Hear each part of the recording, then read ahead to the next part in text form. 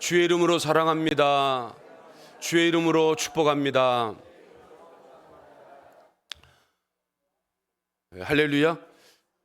작년에 우리 교회에서는 이제 성지순례도 있었고요, 시차례에서, 그리고 또 말레이시아 채나닝 교회 또 설립 예배도 있어서 외국에 나아가는 이런 그 일들이 있었습니다. 그런데 이제 비행기를 타고 가고 그곳에 도착하고 또 음식이라든가 또 물이라든가 화장실이라든가 이런 그 문제들이 참 쉬운 것은 아니었다라고 생각을 합니다. 그래서 해외 나아가 보게 되면 우리나라가 참 좋은 나라구나 하는 것을 느끼게 됩니다. 그래서 뭐 그게 외국에 나가게 되면 뭐 화장실도 또 갈 때마다 돈 줘야 되지, 휴지도 없지 하니까 얼마나 불편한지 모릅니다. 그런 그 이제 선교 여행이나 성지순례라고 하는 것이 참 힘들다라고 하는 것을 이제 생각을 하게 되는데, 이제 말씀을 준비하면서 바울과 실라가 1차 여행 갔다 오고요, 그리고 2차 여행을 지금 떠나잖아요. 그런데 이게 얼마나 힘들까라고 하는 것을 생각을 할 수 있습니다. 지금은 비행기도 타고 가고요, 또 지금은 호텔도 가고요, 지금은 또 우리나라 음식도 좀 먹을 수 있고요, 조건이 좋은 상황 가운데서도 해외 나아가게 되면, 선교지 방문을 하게 되면 짧은 시간 머물다 오는데도 참 힘듭니다. 그런데 바울과 이 일행은 1차에 갔다 오고 또 2차도 가고요, 그리고 우리가 지난 시간에 배웠지만 빌립보에서 어떤 일이 있습니까? 귀신을 불쌍히 여겨, 그 귀신들 여종을 불쌍히 여겨서 예수의 이름으로 쫓아내어 준 것으로 말미암아 그 귀신을 통해서 여인을 통해서 이제 돈을 벌어먹는, 점을 쳐주고 돈을 벌어먹는 이런 일들이 이제 불가능하니까 그 귀신 들린 여종의 주인들이 바울과 실라를 고발을 하잖아요. 그래서 고발을 하니까 어떻게 고발합니까? 이 사람들은 유대인들이고 이 사람들이 와가지고 지금 이상한 풍습을 전해가지고 혼란스럽게 한다라고 하니까, 유대인이고 또 이방인이고 하기 때문에 그 관리들이 그 사람을 잡아들여가지고 때려가지고 깊은 감옥에 가둬버리지 않습니까? 그럼에도 불구하고 이 바울과 실라가 깊은 감옥에서 한밤중에 무엇을 했다라고요? 기도하고 하나님을 찬송했다라고. 이 일로 인해서 그 빌립보 감옥에 놀라운 일이 일어나지 않습니까? 감옥문이 열어지고, 그리고 간수가 놀래가지고 자결하려고 하는데 바울이 우리 여기 있다, 아무도 도망가지 않았으니까 자결할 필요 없다. 그래서 이 간수가 깜짝 놀라가지고 이제 그러면 어떻게 구원을 받을 수가 있는가 하니까 바울이 뭐라고 말합니까? 주 예수를 믿으라, 그리하면 너와 내 집이 구원을 얻으리라 라고 말하지 않습니까? 예수를 믿으라고, 예수를 믿으라고. 그리고 이제 이 바울과 실라가 아무런 죄가 없다라고 하는 것이 이제 밝혀지게 되고, 그래서 상관들이 뭐라고 말합니까? 조용히 좀 나가고, 그리고 또 빌립보 성에서 좀 떠나주라, 이렇게 권면을 하고 부탁을 하지 않습니까? 그래서 이제 바울과 실라가 어때요? 그 빌립보 성을 떠나지 않습니까? 그런데 이 바울과 빌라의 이 몸은 지금 매를 맞아가지고, 그리고 피곤한 이런 상황 가운데 있지 않습니까? 그러면 좀 어디 가서 좀 쉬기도 해야 되고, 그리고 좀 자기 아픈 이런 그 상처를 좀 회복할 수 있는 기간도 필요한데, 지금 16장 40절에서 17장 1절 그 말씀을 보면 바로 연결되잖아요. 그들이 어디로 갑니까? 1절 말씀에 암비볼리와 그리고 아볼로니아로 가게 됐다라고 말하고 있지 않습니까? 1절 말씀 보게 되면, 그리고 어디에 도착을 하게 됩니까? 데살로니가에 도착을 하게 됩니다. 방송실에서는 좀 말씀을 띄워주시기 바랍니다. 1절 말씀에 오니까 어디에 도착을 해요? 데살로니가의 유대인의 회당에 들어가게 되는 거죠. 그리고 여러분, 빌립보에서 데살로니가까지의 거리가 160km 됩니다. 그럼 160km 정도 된다는 거리는 우리 여수에서 보면은 어디 정도까지 되겠어요? 강주까지가 거의 한 160km 될 겁니다. 그러면 자가용으로 직행하게 되면 한 1시간 반 정도 걸리잖아요. 근데 그 당시에는 걸어서 다니지 않습니까? 그러니까 여러분, 건강한 이런 그 발걸음으로 가도 힘든 그런 거리인데 지금 바울과 실라는 어떤 상태입니까? 몸이 매를 맞아서 상처가 있고요, 매우 심신이 피곤한 이런 상황 아니겠습니까? 그럼에도 불구하고 데살로니가로 어때요? 전도하는 것, 하나님 말씀을 전하는 것을 멈추지 않고 포기하지 않고 계속 복음을 전하는 이런 모습들을 볼 수가 있습니다. 사실 여러분, 바울이 빌립보 가지 않았으면 빌립보 교회가 세워지지 않았을 것이고요, 데살로니가 가지 않았으면 데살로니가 교회가 세워지지 않았을 것입니다.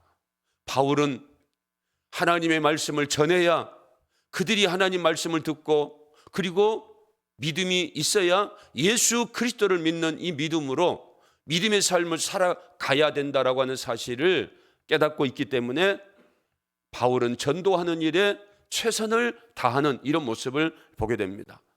여러분, 이제 얼마 전에 날씨가 춥지 않았습니까? 그래서 전사님이 저에게, 목사님, 그 기관에서 날씨가 추우니까 겨울 동안은 쉬었으면 합니다 라고 이제 이야기를 했어요. 저도 그러면 좋겠습니다 라고 이제 말을 하면 얼마나 좋겠습니까? 그런데 여러분, 지금 우리가 사도행전을 배우고 있지 않습니까?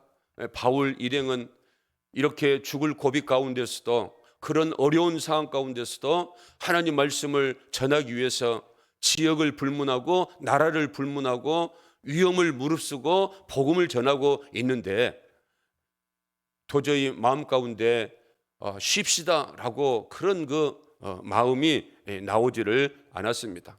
그래서 뭐 한 주에 한 번씩 그것도 돌아가면서 하는 것이니까 그냥 할 수 있도록 했으면 좋겠다라고 말을 하긴 했습니다. 여러분, 이 복음이라고 하는 것이 그렇지 않습니까? 가서 전하지 않으면 들을 수가 없습니다. 가르치지 않으면 배울 수가 없습니다. 그러므로 반드시 하나님께서 전도에 미련한 것으로 하나님의 말씀이 전해지고요, 영혼이 구원받을 수 있도록 하셨다는 겁니다. 얼마나 미련한 짓입니까? 그렇지만 하나님이 입술을 통하여서, 우리 행실을 통하여서 보여줌으로, 말함으로, 들음으로 복음이 전해질 수 있도록 하나님께서 전도에 미련한 것으로 한 영혼들이 구원할 수 있도록 하셨다라고 하는 거죠. 사도 바울은 찾아가는 겁니다. 하나님 말씀을 전하는 겁니다. 말씀을 들어야 그들이 믿음을 가지기 때문에. 그래서 데살로니가에 왔지만 쉬지 않고 상처를 싸매지 않고 회복하지 않고 데살로니가 지역에 유대인의 회당이 지어져 있었는데 그 유대인의 회당에 들어가서 하나님의 말씀을 전하는 것 아니겠습니까? 왜? 하나님 말씀을 들어야 되기 때문에, 들어야 믿음이 생기기 때문에, 믿음이 있어야 하나님의 영광을 드러내는 삶을 살아갈 수 있기 때문에 그런 줄로 믿습니다. 여러분, 그래서 바울이 2절에 보니까 데살로니가에 들어가서 누구의 관례대로? 자기의 관례대로. 누구의 관례대로요? 자기의 관례대로. 말씀이 나올 때까지 누구의 관례대로요? 자기의 관례대로. 그러니까 이 현대인의 성경에 보게 되면 습관대로입니다. 그러니까 바울은 가면 기도처 찾고요, 바울은 가면 회당이 있으면 회당에 들어가서 뭐 합니까? 하나님 말씀을 강론하는 거, 이게 습관이 되었다라고 하는 거죠. 여러분, 우리들도 주일이면 어디 오고요? 교회 오고, 그리고 또 오후 예배도 어때요? 참석하고. 이게 여러분 습관이 되어져야 한다는 겁니다. 영적인 이런 거 신앙의 생활은 습관이 되어져, 그래야 우리가 하나님 앞에서 아름다운 신앙의 삶을 살아갈 수 있는 줄로 믿습니다. 여러분, 새벽 기도도 마찬가지예요. 습관이 되어져야 합니다. 뭐 주일이 되었든지 평일이 되었든지 그리고 휴일이 되었든지, 저도 여러분 이제 인간이기 때문에 육신의 연약함이 있기 때문에 이제 새벽에 그 주일날 예배가 없잖아요. 마음은 홀가분합니다. 그래서 좀 편안하게 좀 오래 좀 자야 되겠다 하지만 어김없이 그 시간이 되면 어때요? 눈이 떠져가지고 정신이 맑아져 버려요. 잠을 잘 수가 없는 겁니다. 왜요? 왜 그렇겠습니까? 습관이 되어져 있었다는 겁니다. 그래서 우리가 신앙생활할 때 정말 이 영적인 이런 좋은 습관들은 우리가 갖고 신앙의 삶을 살아가야 될 줄로 믿습니다. 예수님도 십자가를 앞두고 이제 마음이 힘드니까 기도하는데 그 기도하는 그런 마음들이 누가복음 22장 39절에 보니까 무엇을 따라서요? 습관을 따라서 갔다는 거예요. 습관을 따라서. 그리고 다니엘도 6장 10절에 보게 되면 그 조서에 이제 다른 신을 경배하면 사자굴에 들어가게 될 것이다 라고 하는 이 조서에 임금의 인이 찍힌 것을 알고도 집에 돌아갔는데 뭐 합니까? 전에 하던 대로 하루에 3번씩 무릎을 꿇고 기도하며 그의 하나님께 감사했더라 하는 겁니다. 여러분, 이런 습관들은 하루아침에 되어지는 게 아닙니다. 나쁜 습관도 하루아침에 되어진 것이 아니고요, 좋은 습관도 하루아침에 되어진 것이 아니고 영적인 습관도 하루아침에 되어지는 것이 아니다 하는 거죠. 항상 이제 습관이라고 하는 것은 훈련으로 되어지는 것인데, 여러분, 우리가 예배하는 훈련, 기도하는 훈련, 찬송하는 훈련, 우리가 하나님의 교회를 섬기는 훈련, 이제 우리의 습관이 되어져서 하나님께 영광을 돌리는 좋은 영적인 습관을 가질 수 있기를 주님의 이름으로 축원을 드립니다. 여러분, 모세도 그렇지 않습니까? 40년 이제 광야에서 훈련을 받고 난 이후에 하나님이 부르지 않습니까? 모세 40세 때에 얼마나 건강합니까? 얼마나 왕자의 신분으로, 애굽 왕자의 신분으로 얼마나 탁월한 이런 출중한 이런 사람이었습니까? 그런데 하나님이 쓰지를 않더라는 거죠. 우리 생각은 건강할 때, 그리고 뭔가 좀 일을 할 수 있을 때, 영향력 있을 때 썼으면 얼마나 좋았겠는가 하는데, 하나님은 모세를 40세에 쓰지 않더라 하는 거죠. 그래서 40년 후에 이제 80세에 하나님이 부르지 않습니까? 그러면서 민수기 12장에 가보면 이제 아론과 그 미리암이 모세를 시기할 때에 이제 하나님께서 민수기 12장 3절에 뭐라고 평가를 합니까? 모세는 온유함이 지면의 모든 사람보다 더하더라. 40년 동안 모세가 온유한 사람이 되어졌다. 겸손한 사람이 되어졌다. 그러니까 여러분, 이제 이 말씀을 통해서 보게 되면 하나님은 어떤 사람을 부르시는가, 어떤 사람을 쓰시는가, 뭐 능력 있고, 그리고 또 지혜가 있고, 또 뭔가 가진 게 있고, 배운 게 많고, 이런 세상적으로 뭐 영향력을 끼칠 수 있는 이런 사람이다라고 해서 하나님이 쓰시는 게 아닙니다. 고린도전서에 보게 되면 하나님이 어떤 사람을 쓰시는가 하면 미련한 사람, 그리고 문벌이 좋지 않는 사람을 쓰신다고 그랬잖아요. 왜? 미련한 사람을 통하여서 지혜로운 사람을 부끄럽게 하려고, 그리고 약한 사람을 통해서 강한 사람을 어떻게 해요? 부끄럽게 하려고 의도적으로 하나님은 아브라함, 모세 나이가 많을 때에 사사기에 보게 되면, 그리고 장애인 또 여인들 이런 사람을 쓰시는 경우들이 얼마나 많습니까? 하나님이 기뻐하시는 사람은 온유하고 겸손한 사람인 줄로 믿습니다. 그래서 여러분, 사도 바울이 온유하고 겸손한 자가 되기 위해서 어떻게 합니까? 자기의 그 자랑거리를 다 배설물로 내려놓지 않습니까? 그리고 뭐라고 말합니까? 초반부 성경을 기록한 그 책이 고린도전서인데요, 거기에서는 뭐라고 말합니까? 사도 중에 자기가 작은 자다 이렇게 말하지 않습니까? 그리고 중간쯤에는 가면 에베소에서 뭐라고 말하는가 하면 자기는 성도들 중에 작은 자라는 거예요. 처음에는 사도들 중에, 그 다음에는 성도들 중에, 그런데 이제 그가 죽어갈 때에 기록한 디모데전서에 보게 되면 나는 죄인 중에 괴수다라고 자신을 낮추고 자신을 겸손하는 일에 최선을 다했던 이 다윗, 그 바울을 하나님이 얼마나 귀하게 쓰시는가 하는 거죠. 여러분, 우리는 무슨 일을 하더라도 하나님이 우리와 함께 하시는 성도들이 될 수 있기를 주님의 이름으로 축원을 드립니다. 그러려면 겸손해야 됩니다. 그러려면 온유해야 됩니다. 그래야 하나님이 온유한 교회를 쓰시고요, 깨끗한 그릇을 쓰시고요, 깨끗하고 온유하고 겸손한 사람을 쓰시더라 하는 거죠. 여러분, 하나님은 능력의 하나님, 전능하신 하나님, 전지하신 하나님, 무소부재하신 하나님, 모든 것을 다 알고 계신 하나님, 무에서 유를 창조하신 하나님, 그 하나님이 무엇인들 못하겠습니까? 그런데 여러분, 그 하나님의 말씀에 적극적으로 순종하고 복종까지 할 수 있는 사람이 누구겠어요? 온유하고 겸손한 사람이기 때문에, 온유하고 겸손한 사람을 통하여서 하나님의 은혜와 능력이 흘러 넘쳐나서 그런 사람을 통하여서 하나님의 나라가 이루어지고 하나님의 뜻이 이루어진다라고 하는 거죠. 여러분, 그래서 이 바울은 늘 자기의 습관대로, 규례대로 하나님의 말씀을 이제 전하는 이런 삶을 살았다. 그리고 무엇으로 이제 강론을 했는가 하면 2절 말씀에 보니까 무엇으로 강론을 합니까? 성경입니다.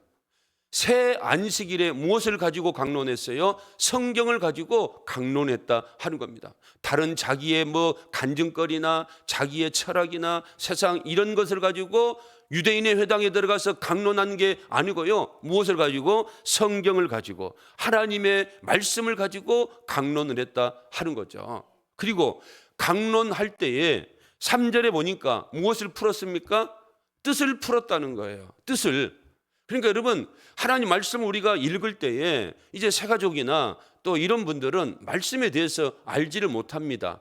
그렇기 때문에 이 바울이 그 말씀의 뜻을 풀어서 주었는데요, 그 말씀의 뜻을 풀어준 게 무엇인가 하면 중점적으로 유대인의 회당에 들어가서 바울이 가르치고 강론하고 해석하고 풀어준 게 무엇인가 하면 3절 말씀 한번 읽어보겠습니다. 그리스도가 해를 받고 죽은 자 가운데서 다시 살아나야 할 것을 증언하고 이르되 내가 너희에게 전하는 이 예수가 곧 그리스도다. 예수가 곧 그리스도다. 예수 그리스도의 십자가와 부활의 말씀을 유대인들에게 강론하고 풀어주었다라고 하는 거죠.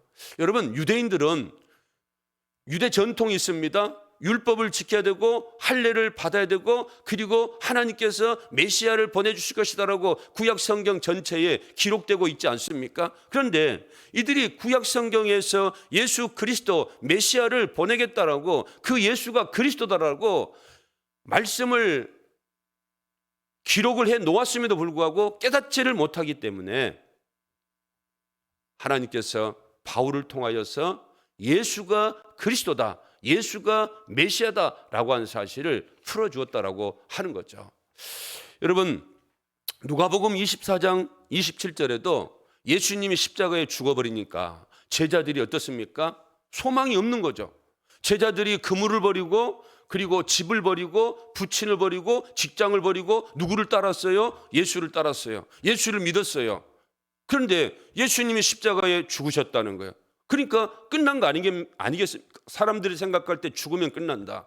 아니, 예수님을 위해서 내가 모든 것을 시간을 들이고 물질을 들이고 정성을 들이고 모든 것을 바쳐서 예수를 믿었는데 예수님이 세상 가운데 임금이 되지 못하고 죽었다.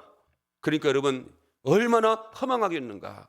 제자들이 특별히 엠마오로 내려가고 있는데요, 예수님이 함께하면서 그들에게 말씀을 풀어주지 않습니까? 그래서 누가복음 24장 27절 말씀 다시 한번 보겠습니다. 한번 읽어보겠습니다.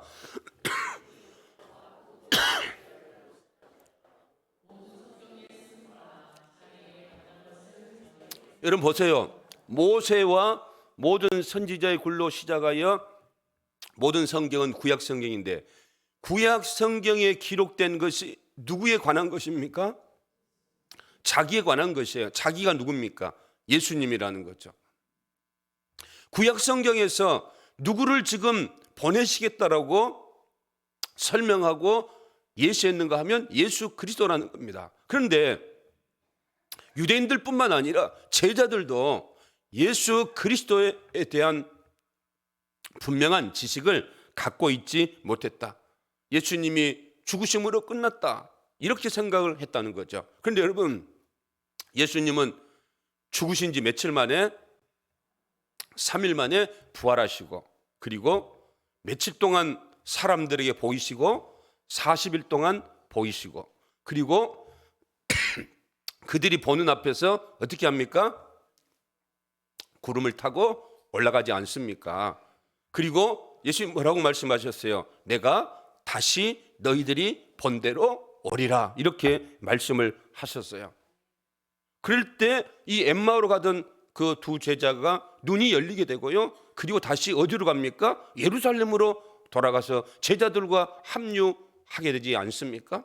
여러분, 그래서 하나님 말씀을 우리가 풀어주고 해석해주고 계시해 줄 수 있도록 구약에서는 선지자들, 신약에서는 사도들, 그리고 지금은 누구를 통해서?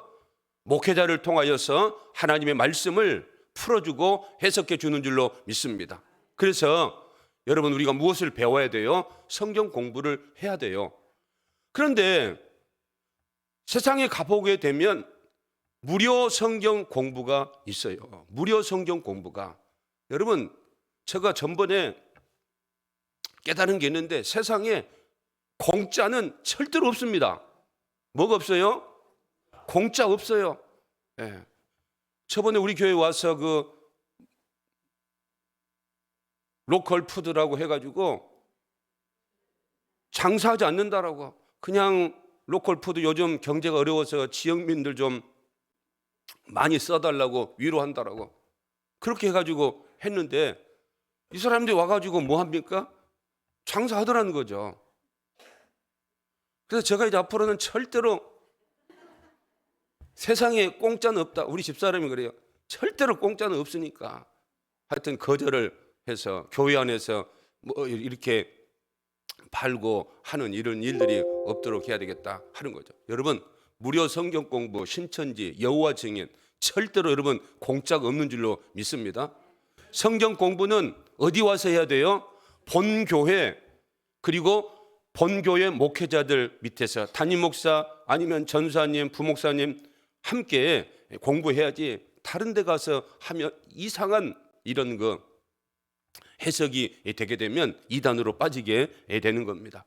어쨌든 바울이 하나님 말씀을 풀어주고요, 그 풀어준 말씀이 누구에 대한 말씀입니까? 예수 그리스도에 대한 말씀이다 하는 거죠. 여러분, 우리도 설교를 듣고 있습니다. 설교의 핵심 포인트가 무엇이 되어야 되는가 하면 예수 그리스도입니다. 그래서 여러분, 제 설교를 여러분들이 듣는 중에 예수가 그리스도다, 예수님의 십자가와 부활의 이런 그 말씀들이 들어가지 않는 적은 거의 없을 겁니다. 그래서 설교 중에는 반드시 누가 핵심이 되어야 됩니까? 예수가 그리스도다, 예수가 우리의 주님이시다, 예수가 우리의 소망이다 라고 하는 말씀이 핵심이 되어져야 한다는 거예요. 여러분, 바울이 뜻을 풀어서 준 것도요, 뭡니까? 예수 그리스도에 대한 것이고요. 그리고 우리가 예배 전에 사도신경을 하지 않습니까? 사도신경의 핵심이 뭡니까? 예수님에 대해서 5가지가 기록되어 있어요. 그 5가지가 뭡니까? 예수님이 어떻게 탄생을 했는가 하는 겁니다. 어떻게 탄생을 했기 때문에 우리가 예수를 믿어야 되는가 하는 겁니다. 일반 사람들은 아담과 하와의 그런 관계 속에, 남녀와의 관계 속에서 잉태가 되지만 예수님은 성령으로 말미암아 누구에게 탄생되었어요? 동정녀 마리아에게 탄생이 되었다 하는 거죠. 인간적인 방법으로 탄생된 게 아니고 하나님의 놀라운 이런 영적인 이런 방법으로 성령으로 예수가 잉태되었다. 그리고 또 무엇에 대해서요? 십자가의 죽음에 대해서, 그리고 부활에 대해서, 그리고 승천에 대해서, 그리고 재림에 대해서 기록되어 있지 않습니까? 여러분, 예수님이 탄생하신 목적은 죄 문제예요. 그래서 십자가에서 죽으셨어요. 그 다음에 죽은 자 가운데서 부활하셨어요. 왜? 죄 문제가 해결됐기 때문에. 죄가 없으면 죽을 필요가 없는 것 아니겠습니까? 죄의 싹시 사망이기 때문에. 그래서 예수님은 죄가 없기 때문에 부활하시고 어떻습니까? 승천하셨어요. 그리고 이제 다시 오셔서 심판하시겠다라고 하는 말씀이 사도신경에 기록되어 있지 않습니까? 여러분, 그래서 예수님이 오셔서 죄 문제, 그리고 또 죽음의 문제, 그리고 사단으로 말미암아 죄가 들어왔기 때문에 마귀를 멸하러 오셨다라고 말씀하셨어요. 우리가 예수 안에 있으면 마귀가 우리를 어떻게 하지 못합니다. 그래서 죄를 짓지 않을 수 있습니다. 그러므로 우리는 죽음에 이르지 않을 수 있는 이런 삶을 살아갈 수가 있다라고 하는 거죠. 여러분, 그래서 왜 우리가 예수를 믿어야 되는가 하면, 이제 예수님이 재림하시면 이 사람 천국 갈 것인가, 이 사람 지옥 갈 것인가, 마지막 뭐가 있습니까? 심판이 있지 않습니까? 그래서 예수님을 우리가 믿는 것은 영원한 운명이 결정되는 것이기 때문에 우리에게 있어서 예수를 믿는 게 얼마나 중요한가. 바울은 이 사실을 깨닫게 됩니다. 그래서 그는 때를 얻든지 못 얻든지 그 영혼이 살아있는 동안에 예수를 믿어야 내세가 영원히 결정되기 때문에 살아있을 때에 예수를 믿을 수 있도록 하기 위해서 예수를 전하고 예수를 듣게 하고, 그리고 예수의 말씀을 통하여 믿음이 있게 하기 위해서, 그가 비록 깊은 감옥에서 몸을 맞고 나왔지만, 상처가 투성이지만, 심신이 피곤하지만, 그 먼 거리지만 마다하지 않고 데살로니가, 마게도니아 수도 수십만에 있는 그 곳에 가서 유대인의 회당에 들어가서 자기가 했던 대로 말씀을, 성경을 강론하고 뜻을 풀어서 예수는 그리스도다, 예수는 그리스도다라고 가르치고 전하고 있는 줄로 믿습니다. 그런데 이 예수는 그리스도다라고 강론하고 뜻을 풀어 주었는데 반응은 두 종류입니다. 한 종류는 어떤 사람입니까? 듣는 겁니다. 들어주는 겁니다. 따라주는 겁니다. 영접하는 겁니다. 4절에 그 사람들이 누굽니까? 4절 말씀 한번 보겠어요. 그 중에 어떤 사람, 곧 경건한 헬라의 큰 무리와 적지 않은 기부인도 고난을 받고 바울과 실라를 따른다, 이렇게 말씀을 하고 있어요. 여러분, 헬라인들, 그리고 경건한 이런 사람들, 기부인들, 이들이 바울의 복음을 받아들였다. 그리고 뭐 했습니까? 받아들인 것으로 끝난 것이 아니고요, 바울과 실라를 뭐 했다고요? 따랐다 하는 겁니다. 여러분, 믿을 수는 있습니다. 그렇지만 그 사람들을 따르는 삶을 살아간다는 것은 그 당시는 힘든 그런 어려운 상황이죠. 내가 저 사람들을 따라다닌다, 예수를 그리스도라고 전하는 저 사람들, 그런데 저 사람들이 어떤 사람들인가? 가이사 황제 시대 때 예수가 주님이고 예수가 그리스도다라고 주장하는 사람을 따라다닌다? 얼마나 여러분 자기 신상에 해가 되겠습니까? 사업한 사람은 얼마나 사업에 큰 손해를 가져올 수 있겠습니까? 그런데 따랐다는 거예요. 그런데 왜 따랐을까 하는 겁니다. 바울이 데살로니가전서 1장 5절에서 이런 말씀을 하고 있습니다. 왜 그 사람들이 바울과 실라를 따랐는가? 5절 말씀 한번 읽어보겠습니다. 이는 우리 복음이 너희에게 말로만 이른 것이 아니라 또한 능력과 성령과 큰 확신으로 된 것이라. 우리가 너희 가운데서 너희를 위하여 어떤 사람이 된 것은 너희가 아는 바와 같으니라. 그러니까 말로만 전한 게 아니었다는 거죠. 말로만 예수를 믿으라고 한 게 아니었다는 거죠. 바울과 실라가 본을 보였다. 예수 그리스도의 향기를 품어내고 예수 그리스도의 믿음의 삶을 그들이 말뿐만 아니라 행동 속에서 보여주었기 때문에 그들이 뭐합니까? 바울과 실라를 따르게 되었다, 이렇게 말씀을 하고 있어요. 여러분, 로마서 10장 17절 말씀 한번 읽어보겠습니다. 그러므로 믿음은 들음에서 나며 들음은 그리스도의 말씀으로 말미암았느니라. 여러분, 믿음이라고 하는 게 어디서 나는 겁니까?